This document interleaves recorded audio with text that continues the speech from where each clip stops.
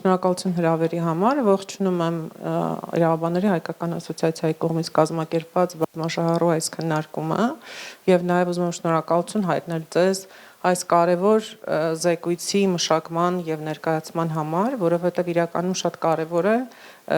անկողմնակալ դիտորդի աչքով նայել նաեւ ցանկացած գործընթացի, որը իրականացվում է գործադիրի, դատական իշխանության եւ տարբեր մարմինների կողմից դատական եւ իրավական բարեփոխումների 2022-26 թվականների ռազմավարությունը ընդունվել է բազմաշահառու քննարկումների արդյունքում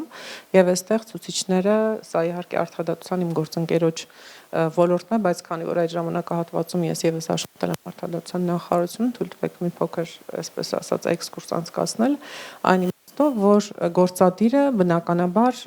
իր ռազմավարություններում ներառում է այն ցուցիչները, որոնց համար պատասխանատու է ինքը։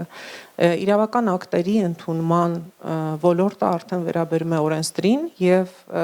բնականաբար այստեղ այդ ցուցիչները սահմանելը փոքր-ինչ տարակուսելի կլիներ։ Ինչ վերաբերում է այն բոլոր մտահոգություններին, որոնք դուք քիչ առաջ ներկայացրեցիք, որը վերաբերում էր կարգապահական վարույթներին, կարգապահական վարույթների արդյունքում նշանակվող միջոցների համաչափությանը եւ այլն, կարծում եմ առաջիկա քննարկումների ընթացքում առավել մանրամասն ես դրանց կանդրադառնամ հստակ սպառիչ պատասխանների եւ հարցադրումների եւ պատասխանների ձևաչափով։ Շնորհակալ եմ։